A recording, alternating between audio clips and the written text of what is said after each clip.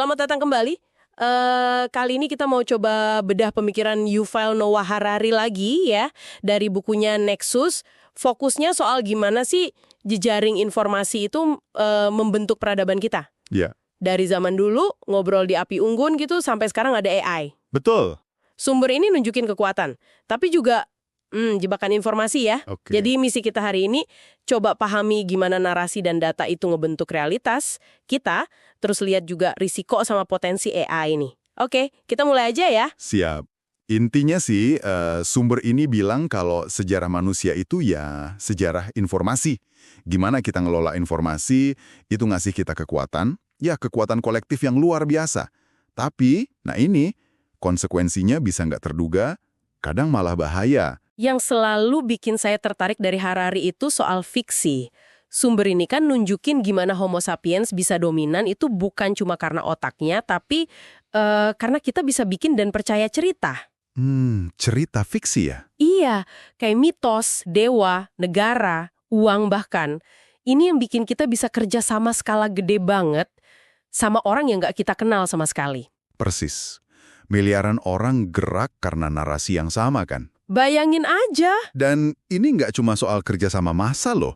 Kekuatan cerita ini nyampe ke level kepemimpinan.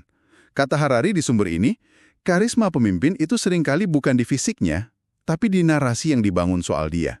Kita tuh kayak terikat sama ceritanya. Oke, dari cerita lisan, terus lompat nih peradaban kita. Ada tulisan, ada birokrasi. Nah, itu dia. Kayak sistem operasi baru buat masyarakat ya. Betul, dokumen tertulis kayak daftar pajak, hukum, kontrak gitu. Itu kan bikin lapisan realitas baru. Kerajaan jadi bisa kompleks, administrasi jalan. Tapi di sini muncul dilema baru yang menarik. Sumber Harari ini kasih contoh nyata kan, kayak kisah Naram Tani yang susah nyari bukti warisan di tablet tanah liat, atau kakeknya Harari sendiri waktu sensus di Rumania itu, yang tragis gara-gara dokumen hilang. Wah iya. Birokrasi itu kan bikin kotak-kotak kategori buat ngerapiin dunia. Masalahnya realitas manusia kan kompleks ya, seringkali dipaksa masuk kotak itu. Jadi kebenaran individu bisa dikorbanin gitu ya demi sistem. Bisa jadi, demi keteraturan sistem. Contoh modernnya juga ada. Gimana universitas misain sejarah sama biologi? Padahal pandemi COVID-19 kemarin kan jelas banget. Itu fenomena sejarah, biologi, matematika, semua campur aduk. Iya juga ya, maksa masuk kotak itu kerasa banget relevansinya sampai sekarang. Nah, dari birokrasi yang diurus manusia, sekarang kita ketemu pemain baru nih, AI. Sumber ini nggak garis bawahi bedanya. AI itu bukan cuma alat kayak mesin cetak, tapi AI itu agen. Maksudnya agen di sini gimana ya? Nah, agen di sini maksudnya AI itu bisa proses informasi, dan ini nih kuncinya.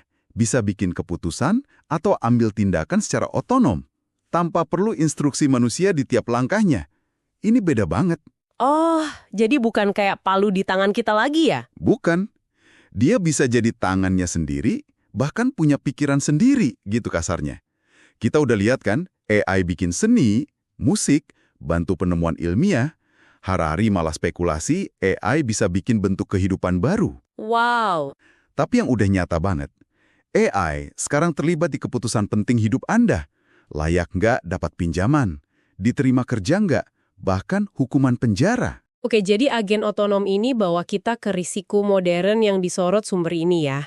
Kan ada anggapan lama tuh, makin banyak informasi, makin dekat ke kebenaran. Nah, Harari lewat sumber ini skeptis banget soal itu. Justru AI ini mempertajam keraguan itu ya, terutama soal masalah keselarasan atau alignment problem. Iya, betul. Konsep masalah keselarasan ini penting banget. Intinya, susahnya kita mastiin tujuan yang kita kasih ke AI itu benar-benar sejalan nggak sama nilai dan keselamatan kita manusia dalam jangka panjang. Contohnya gimana tuh? Contoh dari Harari kuat banget, algoritma media sosial. Tujuannya kan simple kelihatannya, maksimalin engagement. Iya, biar orang lama-lama di platform itu kan? Tapi algoritma ini belajar cara paling efektif buat itu ternyata ya nyodorin konten yang sensasional, mecah belah, bahkan penuh kebencian.